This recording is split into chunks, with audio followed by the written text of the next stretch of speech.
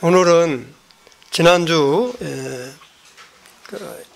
아시아 7교회 중에서 에베소 교회를 이렇게 설명을 했는데, 조금 이렇게 보충 설명을 좀 드린다면, 이 소아시아의 7개 교회는 역사적으로 실제 있었던 교회입니다. 그러니까 화면에서 보시면 아시다시피 이게 소아시아 지도예요. 그래서 이 소아시아라고 그러면은 지금은 튀르키예라고 이렇게 이야기를 하죠. 터키. 터키라고 이렇게 이야기를, 튀르키예인데, 이 튀르키예에 전부 다 소아시아의 7교회가 모여 있습니다.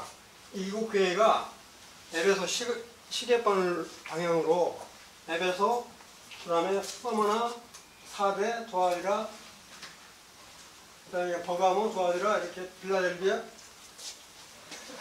죄송합니다. 빌라델비아, 라오디게아, 이렇게 이런 순으로 이렇게 연결되어 있다, 이렇게 보시면 되겠어요.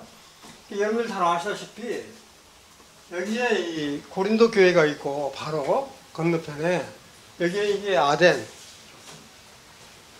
요즘엔 신년들이 많고 그런 곳이죠. 그래서 우리 이제 이 반모섬이라고 하는 것은 여러분들 잘 아시다시피 우리 사도 요한이 실제 요한계시록을 하나님으로부터 받아서 쓰신 서신서입니다. 이 반모섬에서 떴다, 이렇게 말들을 하고 있잖아요. 이건 이 7교회는 역사적인 있었던 교회다. 그럼 제가 요 밑에다가 이렇게 기록을 해놓은 건 뭐냐면, 교회 이렇게 신약 성경에 나타난 교회를 전부 다 이렇게 기록을 해봤더니 한 15군데 정도 되더라고요. 그런데 실제 기록이 안 된 그 지방의 교회들도 많이 있을 것이다. 그런데도 불구하고, 그 많은 교회들이 있는데도 불구하고 이 7교회만을 특별하게 찍어서 편지를 하신 걸 보면, 참 특히 에베소 교회는 여러분들 잘 아시다시피 에베소서 있죠? 에베소 전서, 그 다음에 계시록에 나와 있는 2장에 나와 있는 거는 에베소서 후서, 이렇게 이해하시면 쉬울 거예요. 전서, 후서 이런 식으로 하잖아요. 그래서 에베소 교회는 정말로 이 교회에 아주 이렇게 전반적인 그런 부분들을 확실히 입증해 주는 그런 부분 교회인데, 계시록에서는 책망할 거에 대해서 언급을 하고 계시잖아요. 그 다음에 그러면 실질적으로 이와 같은 교회가 현재 살아남아 있는 거냐?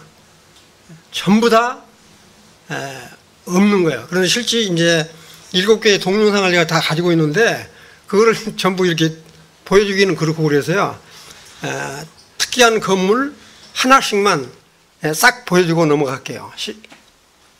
다음 장 한번 넘겨보실래요? 에베소 교회의 모습입니다. 뼈대만 남아있어요. 이렇게 실제 있는 겁니다. 이렇게. 그 다음 장 한번 보세요. 서머나 교회도 마찬가지고요. 그 교회 터는 지금도 남아있어요. 이렇게. 그 다음에 한번 넘겨보세요. 버가모 교회도 마찬가지고요. 전부 다 동영상으로 나와 있는 게 있어요. 7교회가. 근데 그거를 뭐 하나 하는데 한 20분씩 걸려서 그걸 다 보여드릴 수는 없고. 그 다음 한번 보실래요? 두아디라 교회도 마찬가지고요. 흔적, 터는 다 있어요. 다시 말씀드리면, 등잔대를 옮겨버리겠다 그랬죠? 사실 이제 촛대로 나오는데, 촛대란 말은 좀 틀린 말이고요. 등잔대라고 표현하는 게 맞습니다. 이렇게. 때를 옮겨버렸다. 그 다음에 한번 보실래요? 두아디라 다음에, 그 다음에 사대교회. 그 다음에, 그 다음 장. 필라델비아 교회. 그 다음에 지진이 2번이나 나가지고 완전히 폐허로 변해버렸던 그 교회를, 그 필라델비아 교회 성도들이 이렇게 헌신을 해서 교회를 세웠던 그런 교회입니다. 이렇게. 그 다음에 마지막. 라오디아 교회. 그래서 실질적으로 이와 같은 교회는 역사적으로 지금도 잔존의 터로 남아있다. 이런 거를 이렇게 이해를 하시고 들으시면 좋겠다 말씀을 드립니다. 그래서 서머나 교회를 이제 말씀을 좀 드리면, 지금 아까 그 서머나 교회 그 부분이 여러분들이 잘 아시는 이즈미르 항구 쪽에 있어요. 근데 서머나 여기는 굉장히 그 부유한 그런 도시였다고 그래요.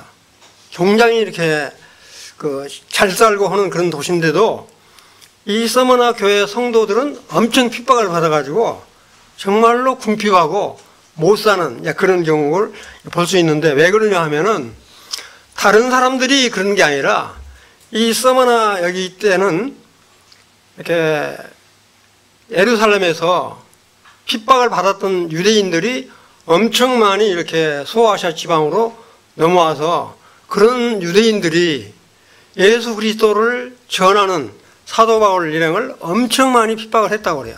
그래서 이 서머나 교회도 교회 내에서도 다 신실하게 잘 믿는 사람만 있는 게 아니라 그 중에서도 조금 이렇게 현천한 사람들을 이 유대인들이 이렇게 유혹을 시켜가지고 꼬셔가지고 이렇게 성도들을 갖다가 핍박을 하는 그런 그 상황 가운데 있는데, 놀랍게도 서머나 교회에서는 정말로 신실하게 믿는 누가 있었냐면은 폴리갑이라고 하는 장로 또는 감독자, 우리가 일반 교회에서는 그걸 목사라고 표현을 하는데 그분이 계셨는데, 그분은 이렇게 주일날 이렇게 유대인의 회당이라고 그러죠. 이렇게 이 사람들이 네가 예수 그리스도를 이렇게 부인하면 살려주겠다. 그런데 만약에 끝까지 예수 그리스도를 부인하지 않고 버틴다면 죽이겠다. 그러니까 이 폴리갑 장로가 뭐라고 이야기를 했냐면, 지금 내 나이가 86세인데 지금까지 예수 그리스도를 믿음으로 한 번도 나를 이렇게 주님이 이렇게 좀 신실하게 나를 이렇게 해 줬는데 절대 나는 부인할 수 없다. 결국에는 그래서 이렇게 그 솥뚜껑 있죠? 이렇게 큰 솥뚜껑. 불 달여가지고 그 위에서 태워주겠다고 그래요. 말만 들어도 끔찍하죠? 이게 바로 뭐냐면 이 몰래 그 제사를 지내듯 그렇게 해서 화형 처리를 했다. 이런 그러니까 한마디로 말하면 서머나는 핍박받는 교회다. 환난을 받는 교회다. 그래서 서머나라고 하는 말은 몰약이라고 하는 뜻을 가지고 있다고 그래요. 몰약. 뭐라고 뭡니까? 이렇게 나치역으로 많이 쓴 부분이잖아요. 이렇게 환난과 고통을 받는 사람들의 그 이름 자체도 서머나, 고통받는 교회, 환난받는 교회 그 이름으로 서머나라고 하는 이름을 가지고 있다. 이렇게 보시면 되겠어요. 그래서 정말 그런데 이제 놀라운 건 뭐냐면, 지금도 그렇게 보통 보죠. 현재 교회에서도 정말 우리가 축복이라고 이야기를 한다면 성도 수가 많고 물질이 아주 부유하고 그러면 하나님으로부터 축복을 받는 그런 것으로 대개는 이렇게 생각을 하시죠. 정말 이렇게 우리처럼이라고 표현하면 좀 그런데, 정말 이게 좀 빈곤하고 믿음을 지킨다고 순수하게 하는 그런 교회는 그냥 얕잡아 보는 이런 패단을 갖게 되는데, 이 서머나 교회는 참 그렇지 않고 믿음을 굳게 지켜나갔던 그런 교회다. 그래서 7개 중에서도 7교회 중에서 이 서머나 교회와 그 다음에 나오는 이 필라델비아 교회 두 교회만 이렇게 꾸준함이 없이 이렇게 칭찬을 받는 그런 교회였다. 이렇게 보시면 되겠습니다. 그래서 우리 그리스도인들은 정말로 이렇게 균형 잡힌, 믿는 자로서 균형 잡힌 가치관을 가지고 날마다 이기는, 승리하는 그런 삶을 영위할 필요가 있겠다. 이런 말씀을 드리고요. 이 서머나 교회는 2장 8절부터 11절까지 4절밖에 안 됩니다. 4절밖에. 아주 짧아요.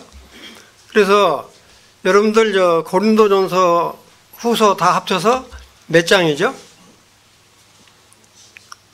29장이죠. 그래서 하여튼 이렇게 장수가 많고 많은 데일수록 보면 문제가 많은 교회예요.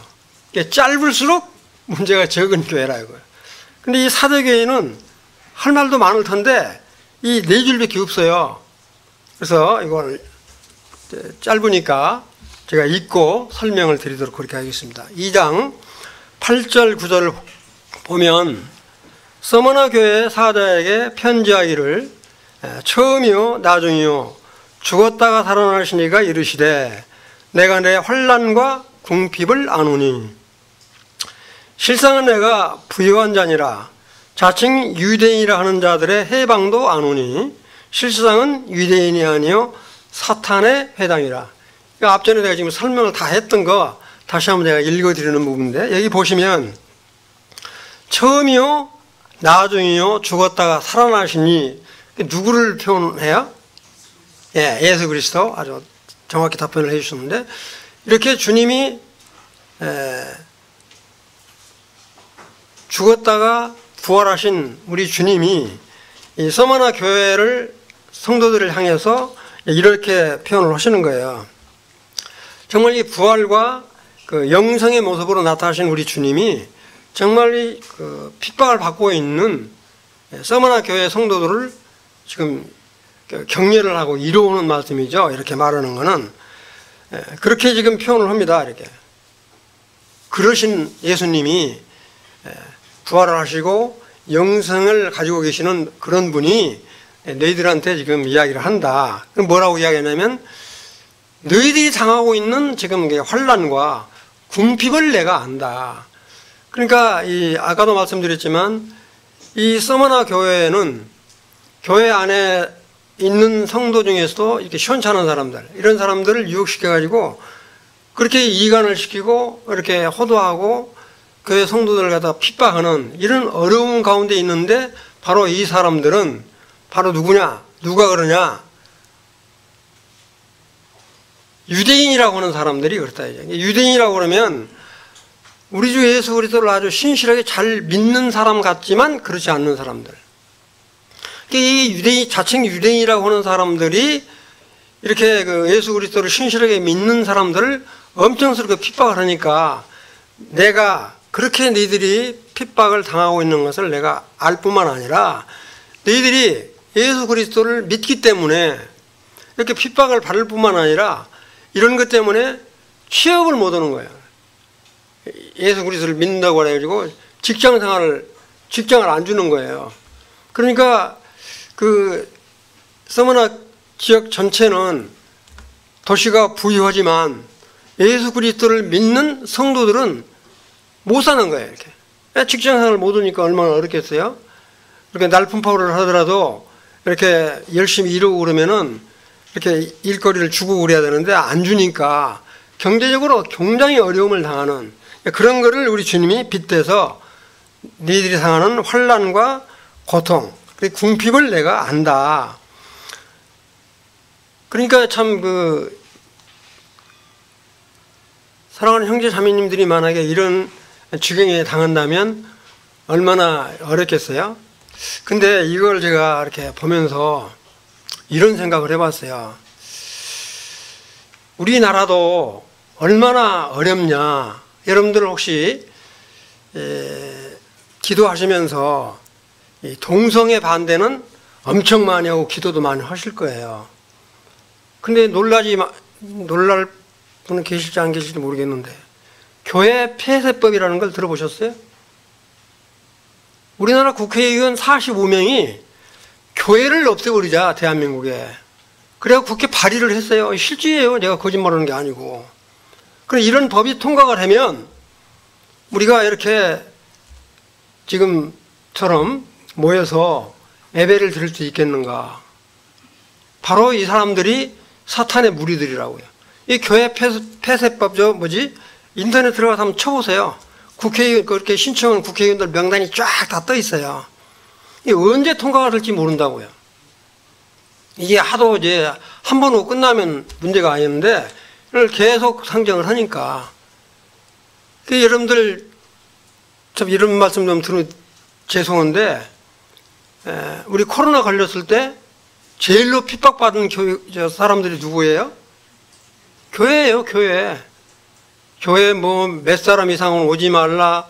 근데 그 사람들이 천주교라든지 절간이라든지 이런 데는 그렇게 핍박을 받았나요? 안 받았다고요. 이런 거를 이렇게 통해서 보면, 아, 지금도 우리가 모르고 있지만 이렇게 핍박을 받고 있다. 언제 이와 같은 법이 통과가 될지 우리가 정말 귀를 쫑긋하게 펴고 깨어서 기도하지 않으면 이런 일을 당할 수도 있다. 정말 우리가 깨어서 기도할 수밖에 없다.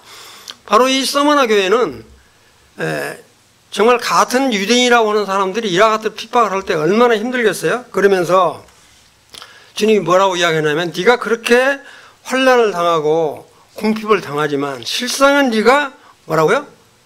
부유한 자니라. 부유하다는 이야기는 이렇게 가난하고 헐벗고 그러서가 아니라 정말 영적으로는, 마음적으로 영적으로는 네가 이렇게 풍부한 자다.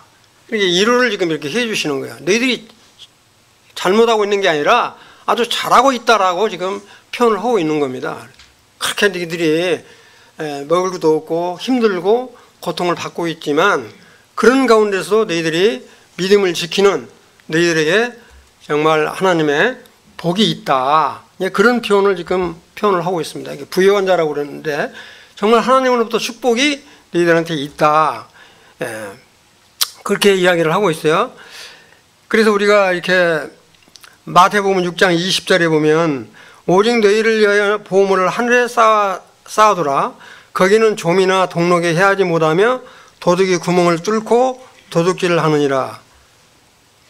하늘에 쌓아두라 이렇게 표현을 하고 있잖아요. 그다음에 이제 우리 고린도 후서 6장 8절에 보면, 죽은 자 같으나 실상은 살아있고 가난한 자 같으나 많은 사람을 부유하게 하고, 그 다음에 아무것도 없는 자 같으나 모든 것은 가진 자다 이렇게 표현을 하시잖아요. 그러니까 정말 우리 그리스도인들은 이렇게 육신적으로 보면 정말 못나고 그렇게 할지라도 영적으로는 정말 이렇게 부유한 자다라고 하는 것을 이렇게 말씀으로 해주고 있습니다. 그 다음에 뭐라고 하냐면, 자칭 유대인이라 하는 자들의 해방도 안 오니. 이게 아까도 말씀드렸던 부분이에요. 자칭 유대인이라고 하는 건 뭐냐면 정말 이렇게 아브라함의 자손이다 이렇게 스스로 그렇게 하는 거야.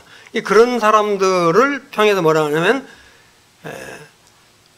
아주 사탄마귀의 회당이라 이렇게 표현을 하는 겁니다. 왜냐하면 예수 그리스도를 자칭 유대인이라고 하는 사람이 예수 그리스도를 믿는 사람들을 핍박을 하고 못 살고 굴게 하니까 그렇게 지금 표현을 하고 있어요. 해방도 안 오니 실상은 유대인이 아니요. 그 사람들은 이 자칭 유대인이라고 표현을 하고 있는데 이 사람들을 가리켜서 사탄의 회당이라, 사탄들의 무리라 이렇게 지금 표현을 하고 있는 겁니다. 혈통상 아브라함의 자손이라고 그러지만 실상은 그렇지 않다 이렇게 지금 말을 하고 있어요. 그러니까 그런 걸 보면서 폴리갑 같은 그런 이 장로가 정말 이 유대인이면서도 정말 예수 그리스도를 통해서 그런 핍박을 받고 순교를 기꺼이 당하는 그런 모습을 우리들이 이렇게 떠올려 볼 때 얼마나 그 나이 되면 구약에 심취되어 있을 법도 한데, 나이가 86세면 정말 예수 그리스도를 온전히 믿고 그 믿음을 굳게 지켜나가는 이 폴리갑의 모습을 보게 됩니다. 그래서 서머나 그러면 폴리갑 이거를 이렇게 연상을 하시면 좋을 것 같아요. 그래서 이와 같은 자칭 유대인이라고 하는 사람을 사탄의, 하나님을 대적하는 사탄의 회당, 무리다 이렇게 이제 보시면 되겠어요. 그 다음에 2장 10절에 보시면 너는 장차 받을 고난을 두려워하지 말라. 볼지어다 마귀가 장차 너희 가운데서 몇 사람을 오게 던져 시험을 받게 하느니 너희가 10일 동안 환난을 받으리라. 내가 죽도록 충성하라. 그리하면 내가 생명의 멸류관을 내게 주리라. 여기 보면 너희가 10일 동안 환난을 받으리라 이렇게 나오는데, 10일 동안에 대한 해석은 여러 가지로 해석을 하고 있습니다. 이렇게 그걸 다 좀 말씀드리기는 그런데 중요한 건 이거예요. 크게 몇 가지만 말씀을 드리면 11이라고 하는 거를 이렇게 로마의 황제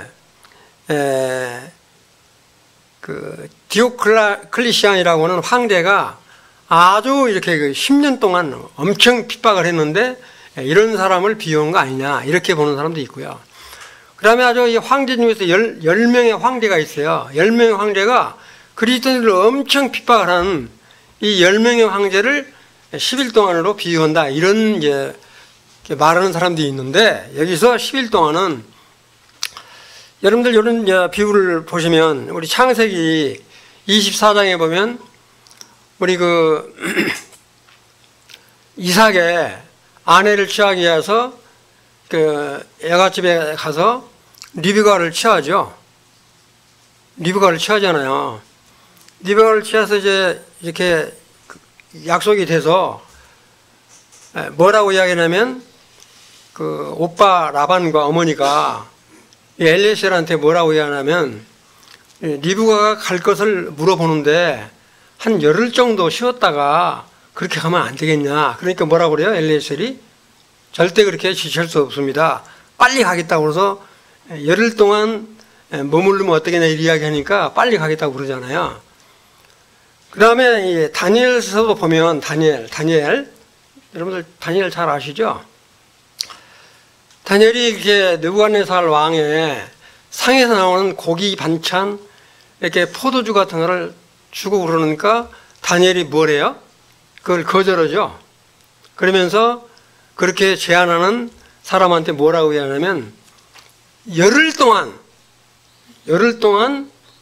채식을 먹게 해서 고기 반찬을 먹은 사람들하고 비교를 해서 우리들의 얼굴이 상하지 않으면 그대로 우리 요구대로 해달라 그렇게 하잖아요. 그때 열흘을 이야기를 한다고요. 이 열흘이라고 이야기를 할 때 이 열흘은 정말로 가장 합당한 환난을 받을 만한 아주 적당한 기간이다. 이렇게 이해를 하시면 좋을 것 같아요. 그래서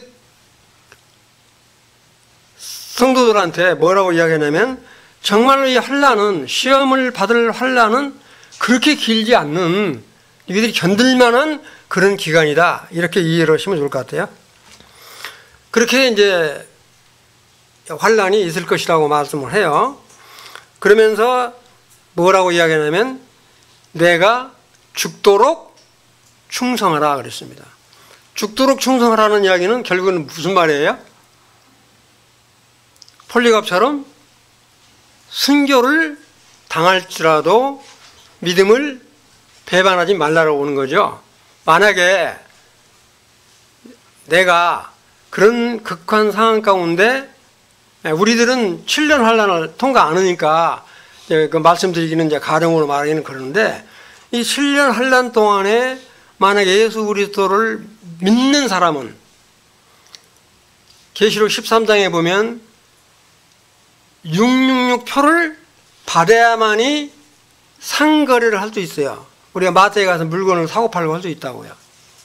그런데 정말로 신실하게 믿는 성도라면 666표를 받아야 돼요? 안 받아야 돼요? 안 받아야 돼요. 안 받고 순교를 당하든가 끝까지 피해 다니든가 동굴 속에 살든가 그래야 된다고요. 그게 바로 뭐냐면 충성하는 거예요. 그러니까 이와 같은 환난을 당하지 않고 우리가 환난 전에 휴가 받는다고 하는 것은 아주 놀라운 축복인데 그거를 이해를 하시면 될 것 같아요. 그래서 뭐라고 이야기하냐면 내가 생명의 면류관을 내게 주리라 그랬습니다. 그러니까 환난을 받고 이긴 성도들이 받는 관은 바로 뭐냐면 생명의 관이다 이렇게 표현을 해요. 또 다른 성경에는 생명의 면류관이다 이렇게 표현하는데 이 성경에 나오는 관이 몇 개가 있어요? 여기 환난을 받고 지난 사람들이 받는 것은 생명의 면류관이고 두 번째로 정말로 이 성도들을 잘 돌아보고 이렇게 양육을 잘하고 하는 이 같은 목자들이 받는 관은 무슨 관이에요? 영광의 관, 영광의 면류관이라고 그러죠.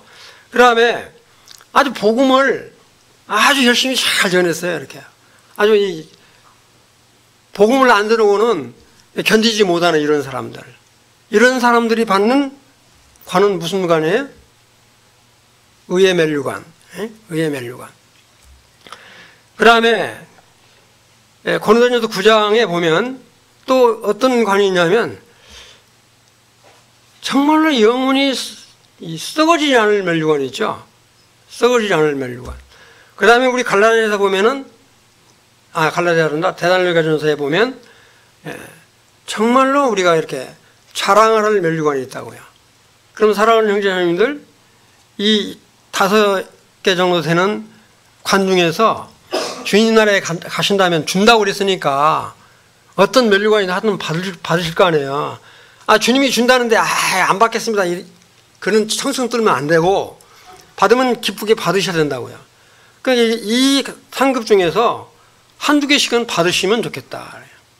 나는 어떤 관을 받을 것인지, 생명의 면류관을 받을 것인지, 아니면 의의 면류관을 받을 것인지, 자랑의 면류관을 받을 것인지, 썩지 않을 면류관을 받을 것인지, 이거는 각자의 믿음의 행위에 따라서 그렇습니다. 이건 구원받기 위해서 행함이 아닙니다. 구원받기 위한 행함이 아니라 구원받은 후로 성도들이 믿음으로 행하는 것, 믿음으로 행하고 그 다음에 사랑의 수고로 이렇게 하는 이런 것들을 말씀을 하시는 거예요. 이건 주님이 약속 오신 거니까 저한테 이런 청승 떨 필요 없다고요. 그 다음에 이제 2장 11절에 보면 귀 있는 자는 성령이 교회들에게 하시는 말씀을 들을지어다. 이기는 자는 둘째 사망의 해를 받지 아니하리라 그랬습니다. 여기서 이기는 자라 하는 말이 있는데, 이기는 자. 이기는 자는 아까도 말씀드리지만 사탄 마귀하고 싸워가지고 이기는, 이렇게 이제 생각하는 분들이 많으세요. 이렇게 싸워서. 근데 여러분들, 사탄 마귀하고 함부로 싸우다는 큰 코다칩니다. 사탄 마귀도요, 영적인 존재이기 때문에 함부로 대들나가는 클고 깨져요. 정말 우리가 겸손히 기도로 물리쳐야지, 대적한다고 그래가지고 함부로 그냥 이렇게 덤비면 안 된다고요. 제가 지금 말씀드리고 싶은 건 뭐냐면, 이기는 거는 우리가 요한일서 5장 4, 5절 읽어보면 뭐라고 그랬어요? 예수 그리스도가 하나님의 아들이심을 믿는 믿음이 이기는 거라고 그랬어요. 어떻습니까? 정말 예수 그리스도가 하나님의 아들 되심을 확실히 믿습니까? 이게 이기는 거라고 그랬어요. 이게.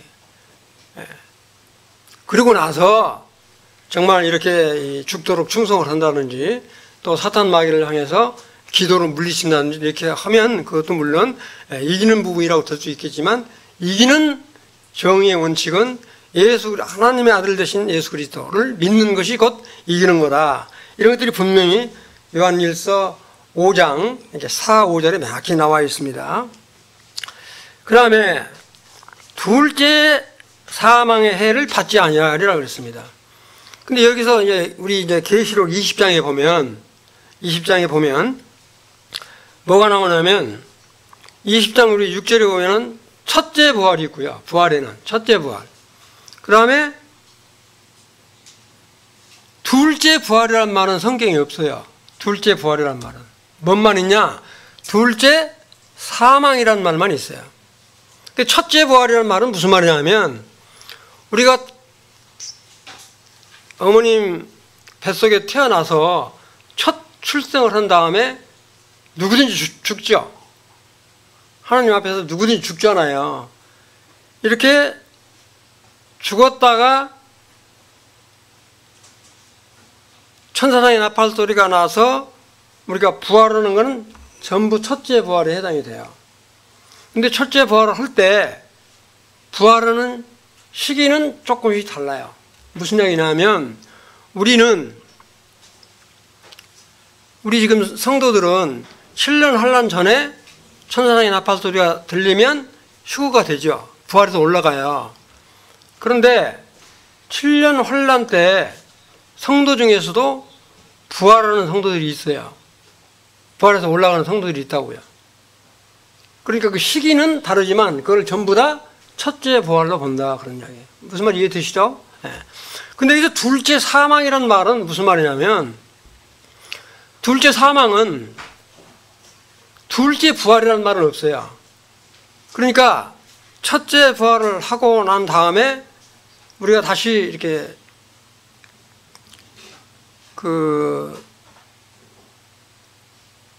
계시록 21장에 보면 백보자 심판이라는 말 들어보셨죠? 흰 보자 심판.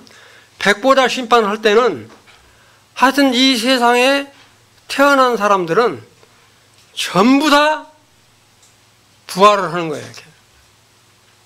부활을 해서 심판을 받는데, 그 심판은 무슨 심판이냐면 영원한 불못에 들어가기 위한 심판이에요. 그러니까 영원한 불못에 들어가기 위한 심판은 바로 뭐냐면 둘째 사망을 위한 심판인 거예요. 그러니까 이 성경에는 둘째 부활이라는 말은 없지만, 둘째 사망이라는 말만 있지만, 둘째 사망, 영원한 지옥 형벌에 들어가려면 반드시 둘째 부활을 하게 된다. 무슨 말 이해되시죠?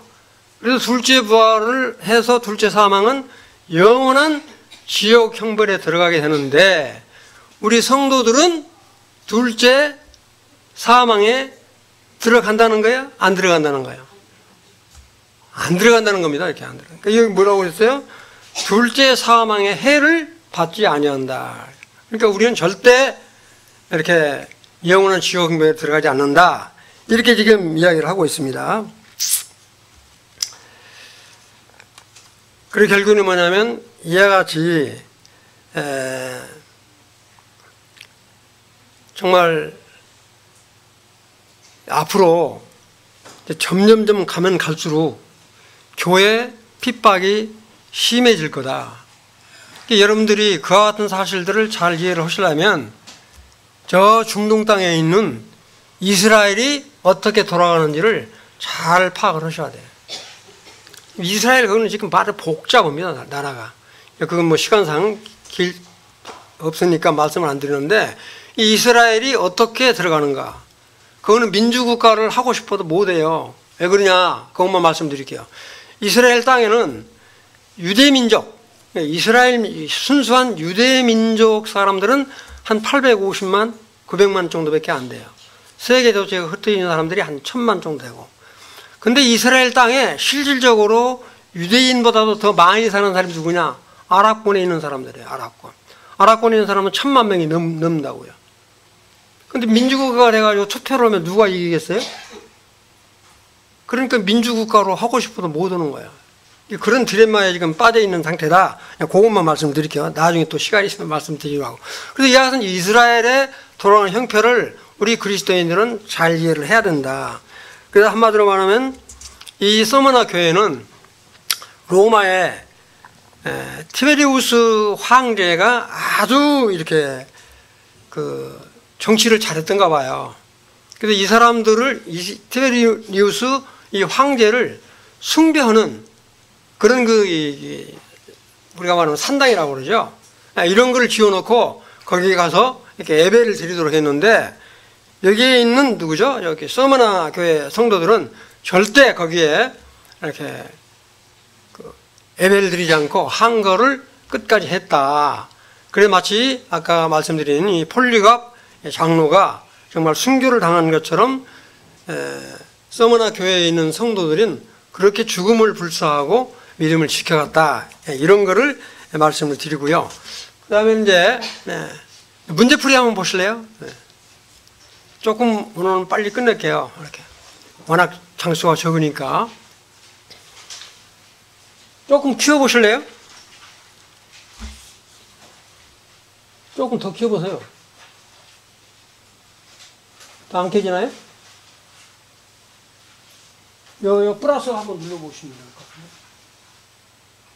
같아요. 네. 이 보시면 여러분들 교재에도 나왔어요. 답은 내가 가지고 있고요. 여기 보시면 서머나 교회 사자에게 편지하기를 처음이요 나중에 죽었다가 살아나시니가 이르시되 내가 내 환난과 궁핍을 나누니 실상은 내가 부유한 자니라 해서 서머나 교회 사자는 누구를 말하는가요? 서머나 교회 사자는 누구를 말하는 거예요? 사자?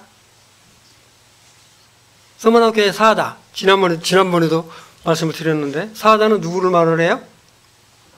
책임 있는 성도. 예, 책임 있는 성도들이라고 볼 수도 있고 그 교회 목회자 이런 사람이라고 볼 수 있다. 또 어떤 분들은 교회를 지키는 천사라고 또 분별하는 사람도 있어요. 근데 그것 가지고 뭐 시시비 달 필요는 없는데 하여튼 그 다음에 또한 죽었다가 살아나시는 누구신가요? 그랬어요.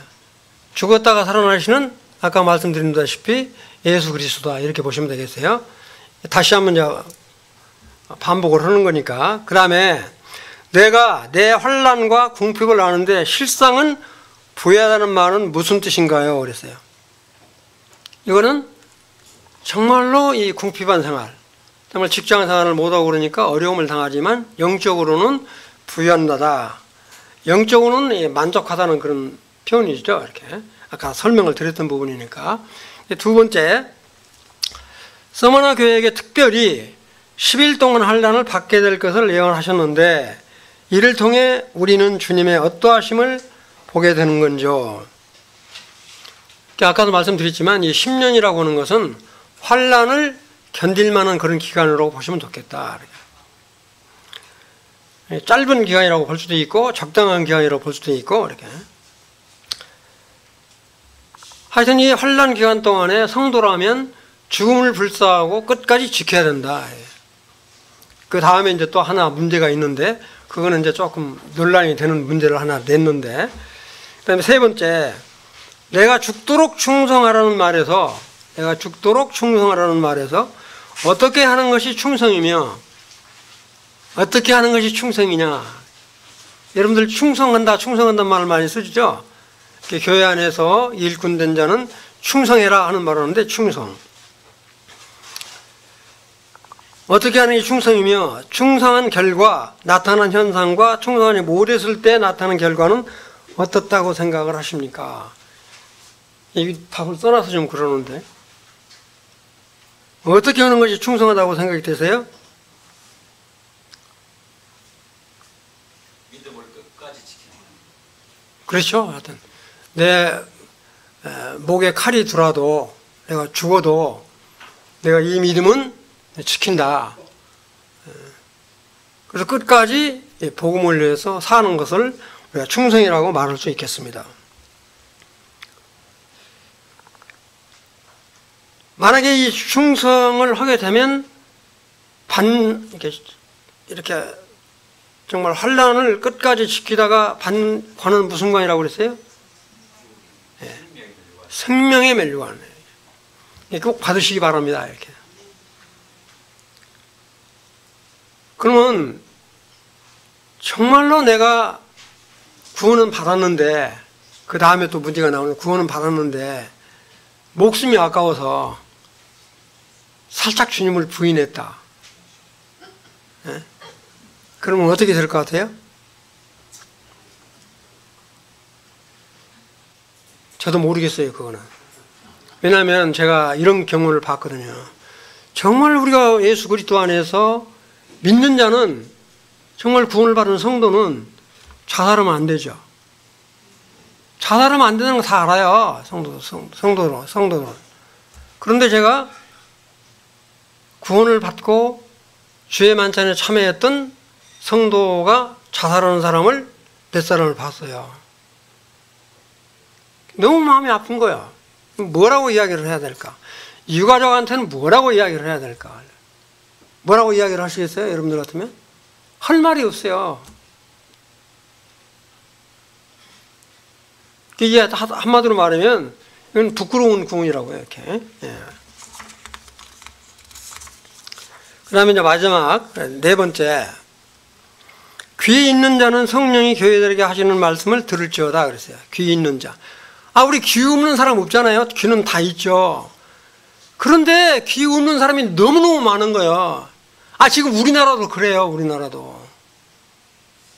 아무리 옳은 말을 해도 그냥 속에 경이 끼어 이렇게 못 알아듣는 거예요. 그런 사람이 얼마나 많아요. 누구라고 말을 하면 또 그런데. 그러니까 우리 주님이 그러잖아요. 귀 있는 자는 성령이 교회들에게 하시는 말씀을 들을지어다 그러잖아요. 우리 교회도 마찬가지일 거예요. 정말로 이렇게 하나님의 말씀을 그렇게 이렇게 선포를 해도 못 알아듣는다고.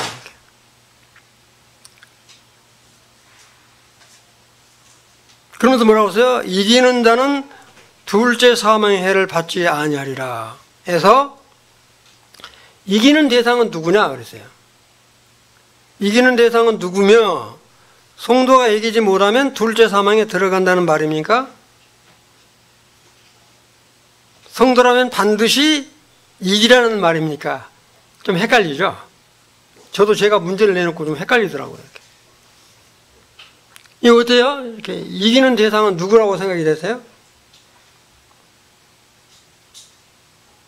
우리가 주님을 예수 그리스도를 하나님의 아들이라고 하는 것을 분명히 믿는 거, 이게 이기는 거예요. 이기는 거라고요. 그러나 이런 믿음을 갖고 우리가 대적해야 될 사람은 누구라고 볼 수 있나요? 예수 그리스도를 부인하고 이렇게 핍박하고 오는 사탄 마귀라고 볼 수 있죠. 대상이. 우리가 믿음은 이기는 거는 예수 그리스도가 하나님의 아들 되심을 믿는 게 이기는 거라고요. 이기는 건데 그렇게 이기는 거는 누구 때문에 이기는 거냐 이거죠. 결국에는 교회를 핍박하고 하는 사람들, 이런 사람들을 상대해서 해야 될 거다 이렇게 말씀을 드리고요. 그 다음에 만약 이기지 못하면 둘째 사망에 들어간다는 말입니까? 이기지 못하면 둘째 사망에 들어가요?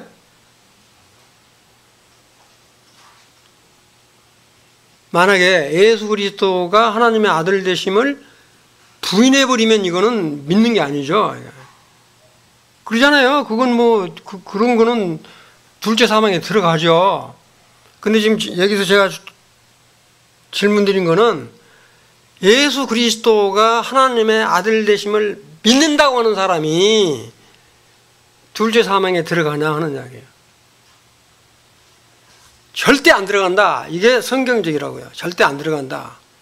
그런데 제가 아까 자살하는 그런 거를 말했듯이 정말 나는 하나님의 아들 되심을 믿는 사람인데 정말 좀 살고 싶어서 만약 환날 때 그렇게 하게 되면 그런 사람이 만약 있다면 정말 부끄러운 구원을 받을 거다 하는 이야기예요. 그 부끄러운 구원이라는 게 어디 있어요? 고린도전서 3장 15절에 나와 있죠. 3장 15절에 부끄러운 구원 즉 하늘왕국에 들어가는 자 상급이 전혀 없는 그런 거를 지금 말하는 건데 하여튼 이렇게 죽어도 예수 그리스도가 하나님의 아들 되심을 절대 부인해서는 안 된다. 우리 믿는 자는.